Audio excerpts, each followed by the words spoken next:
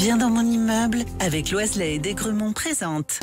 Sud Radio, les incontournables de la copropriété. Thomas Binet. La période des assemblées générales redémarre en ce début de printemps et nous a semblé intéressant de revenir sur le fonctionnement de ces réunions qui conditionnent en grande partie la vie des copropriétés et des décisions qui les font évoluer.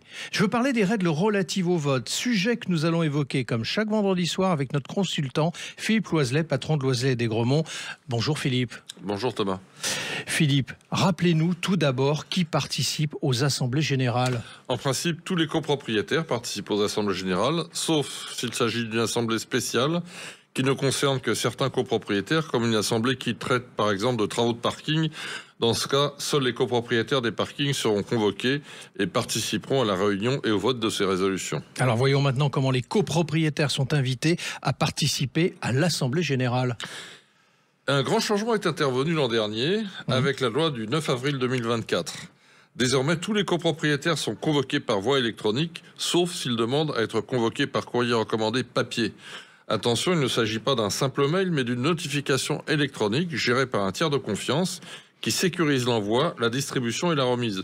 Cette solution présente de nombreux avantages. Outre le fait qu'elle est bien préférable pour l'environnement que la solution papier, les principaux avantages sont que les copropriétaires n'ont pas à se déplacer à la poste pour récupérer leur lettre recommandée.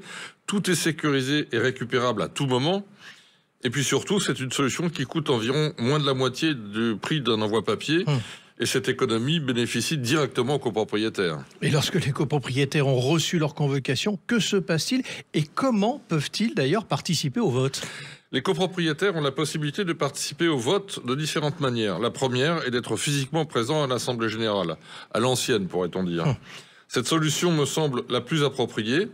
En effet, en participant aux assemblées générales, on prend part au débat, on peut présenter des arguments et son avis sur les différents sujets abordés. Et cela est un exercice de convivialité pour la copropriété qui doit rester une communauté conviviale.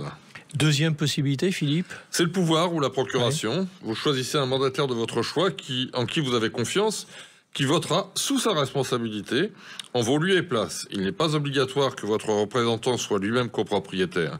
Je précise que même si vous avez confiance dans votre syndic, ce qui heureusement arrive assez fréquemment, vous ne pouvez pas le choisir pour vous représenter. Pour éviter tout malentendu, il est préférable de donner par écrit vos consignes de vote à votre mandataire. Et il y a une troisième possibilité. Oui, le vote par correspondance à l'aide d'un formulaire qui doit être reçu par le syndic au plus tard 3 jours francs avant la tenue de l'assemblée. Ce mode de vote est simple et ouvert à tous. Et pour en finir ? Le dernier moyen pour participer à l'Assemblée générale, si la copropriété le prévoit et que le syndic est équipé pour le faire, c'est la participation à distance, en visio. Cette méthode a été pas mal utilisée pendant la période de confinement. Ce système est pratique, mais il faut que côté assemblée comme côté copropriétaire à distance, l'installation le permette. Il faut par ailleurs reconnaître qu'au-delà de 10 à 15 participants, la prise de parole est significativement plus difficile à gérer que dans une réunion en présentiel. Effectivement. Et comment se déroulent les votes, Philippe ? Après que les copropriétaires ont émargé la feuille de présence, un bureau est élu et le président, sous le contrôle des scrutateurs, et après que les copropriétaires ont débattu du sujet évoqué, on met aux voix les différentes résolutions. Précisons que ces résolutions ont été préparées avant l'Assemblée avec le conseil syndical dans une réunion prévue à cet effet. Les votes ont généralement lieu à main levée ou aujourd'hui grâce à des systèmes de vote électronique le plus souvent utilisés dans les grandes copropriétés. Et un mot de conclusion, Philippe ? Oui, le plus important, ce n'est pas le mode de participation et le fait de participer aux réunions. Certes, ce n'est pas toujours amusant, mais ce n'est pas grave et c'est en général qu'une fois par an. Et en participant au débat, vous contribuerez à la démocratie dans votre copropriété. Vous risquez moins de vous faire imposer les décisions qui ne vous conviennent pas et vous connaîtrez un peu plus le fonctionnement et la vie de votre copropriété. Les assemblées générales doivent être des moments de convivialité. Vous pouvez, pour ne pas dire vous devez, pour votre propre intérêt, y contribuer. Alors venez aux assemblées, débattez et votez. Merci Philippe et on vous retrouve vendredi prochain pour un autre numéro d'Oser Investir, les incontournables de la copropriété. Et pour ce qui me concerne, je vous donne rendez-vous dimanche dès 9h30.